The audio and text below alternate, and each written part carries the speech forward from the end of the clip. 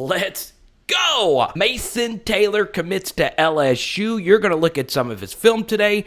I'm also going to show you some very interesting research, the history of the tight end position at LSU and the recruitment of it, and why it's been so inconsistent over the years. As you see, Mason Taylor here catching a deep post. He is the son of Jason Taylor, one of my favorite NFL pass rushers ever. I would study Jason Taylor's pass rushing moves in high school because he was so good at them. Anyway, as you see here, Mason Taylor is obviously making some really good plays. And as you watch his film, I'm actually going to share with you a stat from Mason Taylor that will potentially shock you. But anyway, he is a 3-star tight end. Obviously, he is a high 3-star tight end, number 381 nationally. So he very well could be a 4-star tight end by the end of everything, because it is still so very early in the class of 2022. And LSU, depending on what's going to happen in the next 48 hours with a few other prospects, will be sitting around 15 or 16 commitments. So obviously, I'm excited about anytime anyone chooses LSU. It's my dream school. Anytime a kid chooses LSU over all these other schools, including for Mason Taylor, he picked LSU over Alabama. He picked LSU over Texas A&M, over Florida, and all these different schools. But what I'm going to share with you is you're going to see Mason Taylor in this tape catch 6 passes. Ironically, these were all 6 of the catches he made last season, which is a very interesting stat. 6 catches for 133 yards doesn't necessarily blow your socks off whenever you first see that, right? This is a good red zone catch over a defender who misjudged the flight of the ball. And as many of you know, LSU also has Jake Johnson locked up. To me, the nation's best tight end, the younger brother of Max Johnson. And obviously Jake Johnson puts up pretty big numbers because he's a freaking beast. So as many of you know, I am a huge Jake Johnson guy. He's one of my top 5 players, no matter what's going to happen in the class of 2022, a real difference maker, and we've done a lot of videos on him. So why does LSU want to get another tight end? Well, the first thing is Mason Taylor has the makings and obviously the genetics of being a great tight end. So whatever I'm going to say in today's video has no bearing of what Mason Taylor could do at the Division I level. However, I'm just going to give you some data and some historical context of what this actually means for LSU. And you're starting to see him get a few good blocks. And he just looks like a Division I athlete. And obviously, as an LSU fan, anytime you see that jersey number 18, knowing that tight ends in the past, like Foster Moreau and John David Moore have worn that number, it does get you excited. And this isn't even quite tight end. It's kind of like H-back kind of role here. But you could see he is a really good blocker. So athletically, he could be great. Lineage, he can be great. And 6 catches for 133 yards. It doesn't sound like a lot, but St. Thomas Aquinas is a really good high school, right? They won another state championship. So targets, carry share, and all that, it's hard to get targets when you're on a really good team. So the first thing is, obviously, we've already laid it out. I am a Mason Taylor fan. I do think he can be great. However, I do think there are some other factors at play. Obviously, St. Thomas Aquinas is a big-time high school. However, the one thing I would say is there are some other prospects from St. Thomas Aquinas LSU is interested in, such as offensive tackle Julian Armella, who is a big target for LSU, knowing how their offensive line recruitment has been in recent years. We don't know how close Mason Taylor is to Julian Armella, but obviously this helps out. Also, St. Thomas Aquinas, LSU already has 2 players from there, Marcus Dumerville and Xavier Hill, that are already on the team. So this high school has been very fruitful for LSU. And what we also know about St. Thomas Aquinas is it's an NFL factory. Now, of course, I did want to include this. Jason Taylor is currently the defensive coordinator at St. Thomas Aquinas, but just in general, the Bosa brothers are from St. Thomas Aquinas. It's a long list of really, really good football players that have played at that high school. So, the lineage is there, the history is there. Obviously, the work ethic is there because, look, when you're the son of Jason Taylor, I doubt you are a slouch. And look, Jason Taylor wasn't a highly recruited prospect. He went to Akron, okay? And the Taylor family overall is just super talented. Joy Taylor, one of my favorite sports broadcasters. So yeah, it's this family's just really, really good at everything that they do. So hopefully for LSU, Mason Taylor is that same way. But I want to show you, a few other things that I would like to cover today. And it's not only, and here's the thing. What I'm about to say has very little to do with Mason Taylor himself. Once again, you control your own destiny, whether or not you're actually going to be a good player at the college level. But I do want to give you some history of how LSU has recruited tight ends in the past. And at the end of this video, you have to understand, and this is the critical point, that a recruiting slot does not mean the same as it did 5 years ago or even 2 years ago. And I'll tell you why at the end of the video, because I keep getting this. Well, LSU, we have 10 more slots left to go. That's not necessarily true. However, before we actually look at these names, I want to show you this stat, okay? The first thing is, obviously, LSU turned up the heat in recruiting Mason Taylor after the news from Dandy Don and 247 Sports that Jalen Shead came to LSU and immediately left. Now, there's no official announcement whether or not Jalen Shead has left. I believe he is still on the LSU official roster. He may not be, I haven't checked today, but still, it looks as if Jalen Shead is no longer a part of this program. And we'll get back to that in just a second. So, Jalen Shead not there, and the LSU tight end depth chart now consists of 2 scholarship players. That is Kole Taylor and Jack Bech. And that is also depending if you include Aaron Moffitt in that crew, or what about Nick Storrs? Is he on scholarship? We don't know. But what we do know is that the LSU tight end depth is not that great, which may not necessarily be a bad thing, okay? We'll get to that in a second as well. So, the first thing is, obviously, Jalen Shead was from Mississippi. He's from North Mississippi, which is different than Natchez, which is about an hour away. He is North Mississippi, about 5 hours away. Reports are that Jalen Shead was homesick. Since 2015, the state of Louisiana hasn't necessarily been a tight end haven. They've not produced a high amount of tight ends. 4 top 40 tight ends have been from the state of Louisiana.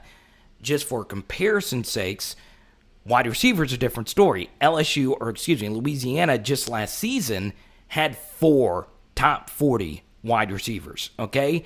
So, what we can say is that Louisiana is not a tight end producer. It's not a position that we're known for. And 40 is a pretty big number. Normally, the 40th tight end is like a nationally ranked 900th level prospect. So, once again, that is some real deep cuts. And Louisiana just doesn't produce that many tight ends. So LSU, of course, has said, look, we are going to broaden our umbrella and get tight ends from out of state. You're looking at quite a few names. And I want you to take a look at a very interesting trend, especially here at the end, with out-of-state tight ends. And you're looking at all these names now, and I want to share with you another stat.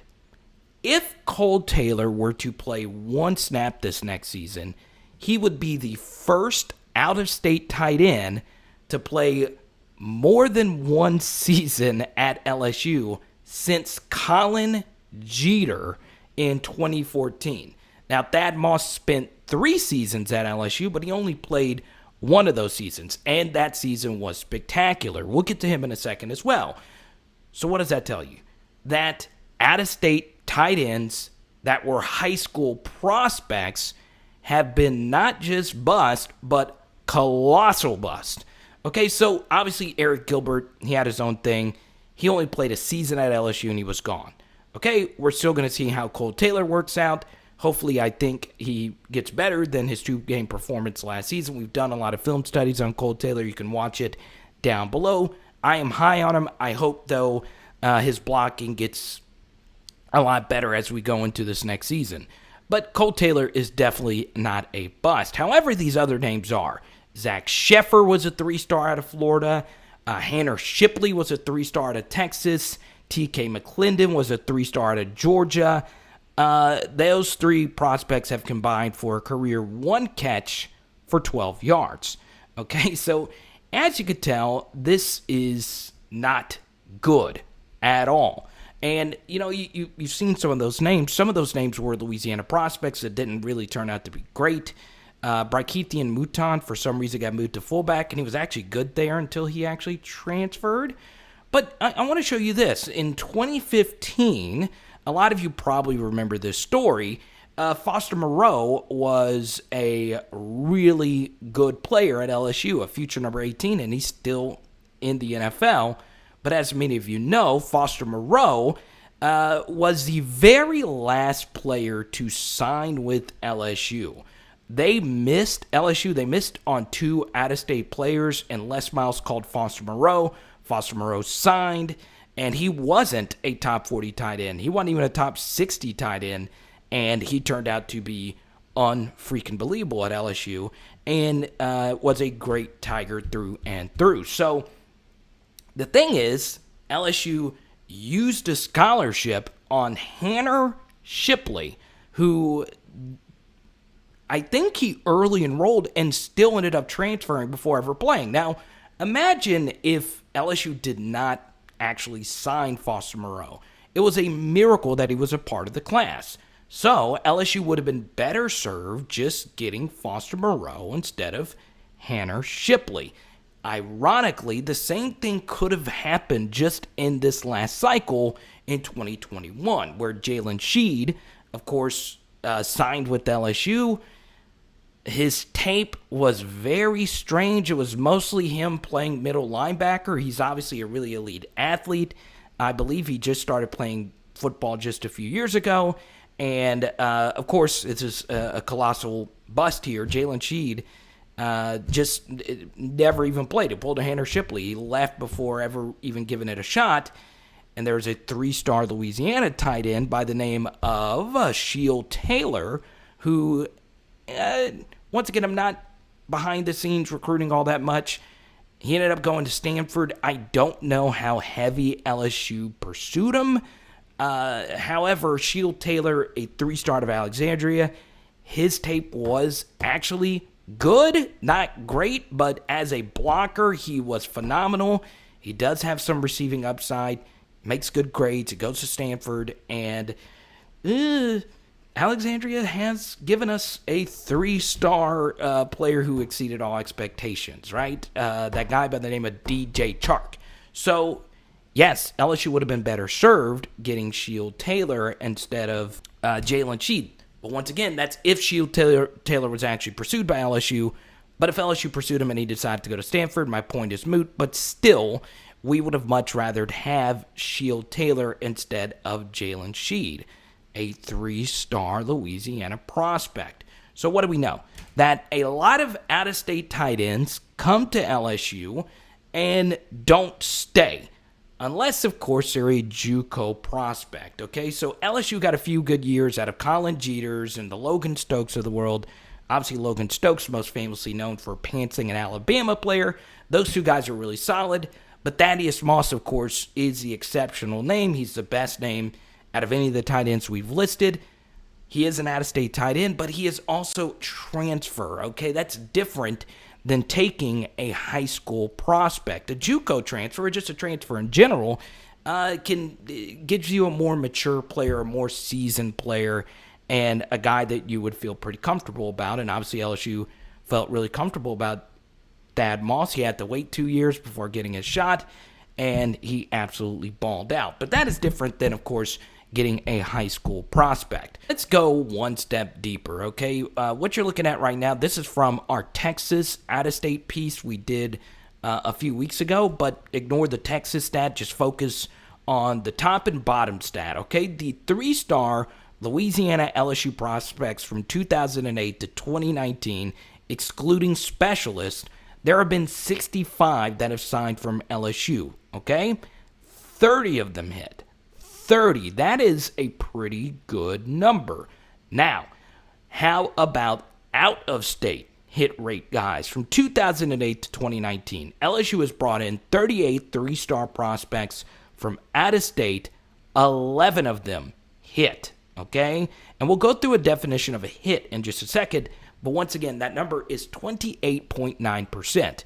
Now, obviously, the sample sizes are different. We have nearly double the 3-star Louisiana prospects than we do out-of-state, so obviously that fluctuates the data, but still, as you guys can see, 46% is obviously way better than 28.9%. And that doesn't include that a lot of out-of-staters transfer quickly, but that's a different story for a different day. We already discussed that just a minute ago. Now, let's do this. Some of you will say, well, 2008 was so long ago. Give me more recent data. Okay, so let's do that. Now, of the recent data since 2013, let's do this, 2013 to 2018, LSU has brought in 27 3-star prospects. 15 of them hit. 15. So more than half of the time, but out-of-state prospects, 4 of 17. 3-star out-of-state prospects were hits. But here's where it gets really interesting. I want you off the top of your head, and I'm looking at you right now, okay? I want you off the top of your head, just guess who you think was the best 3-star out-of-state prospect that went to LSU since 2008, okay? The absolute best 3-star out-of-stater. Let's see if you can get this. Just off the top of your head, I'm giving you some time. And while you actually think about this trivia question, if you love deep LSU discussions such as this, please hit that subscribe button. And if you guessed, so I want you to take a look at these names. Jalen Mills, in my mind, was the best 3-star out-of-stater that went to LSU. You can make a case for Alex Hurst, but he did quit the team mid-season before the South Carolina game, and we'll discuss that some other time. But still, as you can see, these are the hits, okay? So there are some questionable hits that I included. I thought Derek Bryant was a really solid backup at LSU, but he wasn't fantastic. Josh Williford, his career tragically cut short with injuries. But as you can see, most of these names are good players. Now, they're not bad. They obviously help out LSU. But obviously, Neil Farrell, Cordell Flott, Jay Ward could end up being, draft picks this next offseason. All three of them have, really huge prospects going into this next season. But still, these are the hits. And as you could see here, in recent years, there have been no all-SEC level players. Everyone that you see in bold up here, these guys were all-SEC and or all-American level players. These guys right here, and I love Lewis Neal, I love John Battle. Those guys are really solid Tigers. Here's the thing, as far as numbers are concerned with the tight end position, it can get a little weird. So, yes, you want depth at every position. And, if LSU fears that, let's say Kole Taylor gets beat out and Jack Bech just starts the entire time and Kole Taylor transfers, obviously you would need depth at tight end. But that's something that, of course, you could address in the transfer portal. And that also takes into account that, let's say, Nick Storrs doesn't turn out to be, a decent level tight end backup. So let me put it this way. Tight end is weird. And I think a big reason why so many tight ends did not work out at LSU, take Deshaun Smith, who was way underutilized out of Lake Charles, Louisiana. It was that Les Miles never really had a defined role for the tight end in the LSU offense after Richard Dixon left LSU. It was scattered how much the LSU offense did not use the tight end. And the role of the tight end has drastically changed so much that now, we saw Eric Gilbert thrive. We saw Thaddeus Moss thrive. So this is a critical position for the LSU offense to find someone that could give you a threat.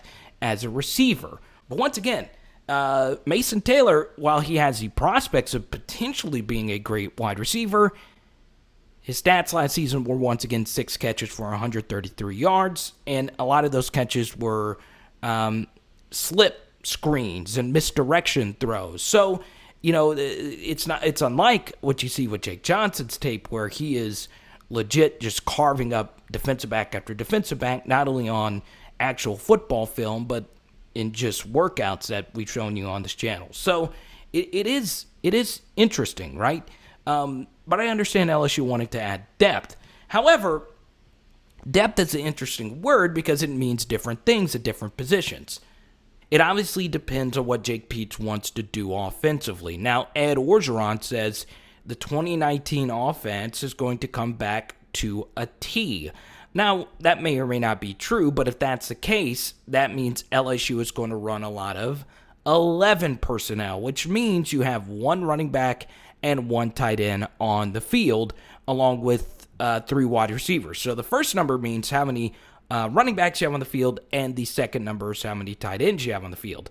12 personnel is different. That is 1 running back and 2 tight ends. And Nick Saban was asked about 12 personnel.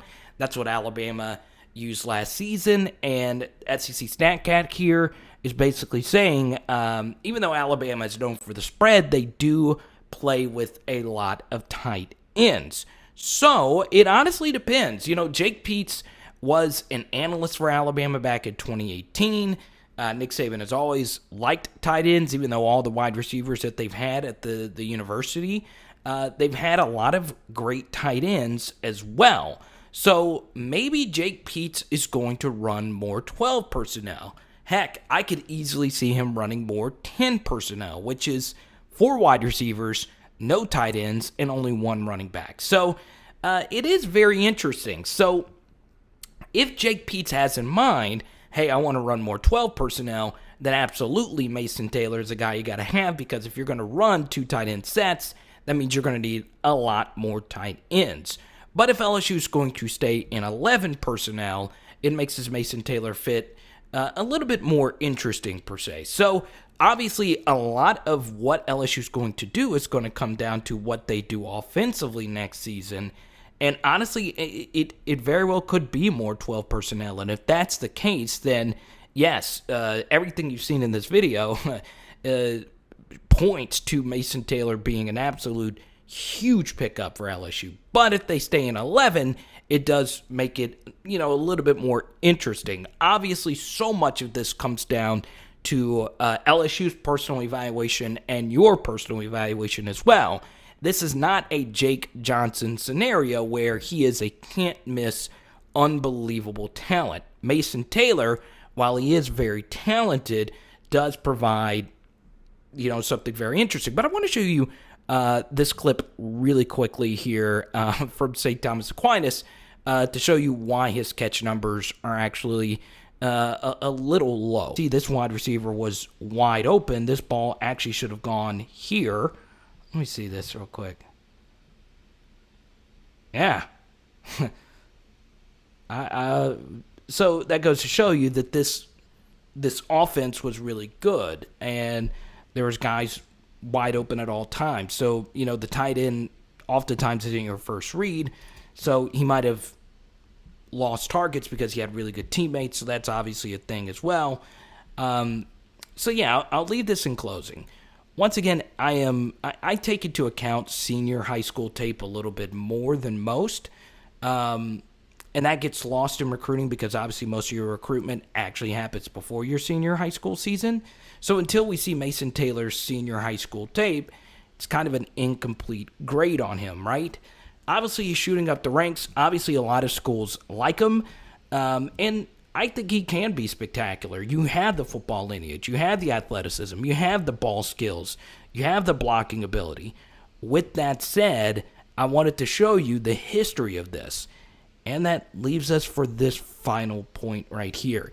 You always got to remember, nowadays, let's just say 5 or 10 years ago, when, the transfer portal wasn't what it was now, you could use a scholarship on a guy, and if he doesn't work out, no big deal. But now that you can add transfers and they be immediately available, if you use a slot on a guy, that takes away the prospects of getting another guy in the transfer portal. Remember, obviously a lot could change in the next 24 to 48 hours, but let's just say LSU's commitment count in the next 48 hours is at 16. So the idea that LSU still has 8 slots left for high school prospects is not sound. They actually probably only have 5 because you want to save at the very least 2 slots for transfers, because transfers have proven to hit at a higher percentage than high school prospects do. Now, once again, that sample is way smaller than that of high school prospects, but still, LSU's had a lot of success getting guys in the transfer portal. So, every slot you use on a high school prospect is one that you can also use on a transfer. Now, once again, if you think Mason Taylor is a for sure 2 or 3 year starter, then yes. And that comes down to LSU scouting, and obviously they feel that way. They know way more about this than I do. It is an interesting dynamic because it is a little bit different. However, the fact that a Taylor, Jason freaking Taylor, that is so cool, is going to LSU is really cool. So obviously comment down below. Do you like LSU picking up Mason Taylor? Type Y for yes. Type N for no. And as always, it is Power Hour LSU Bomb. Oh, I think we're doing salmon tonight. Let's go.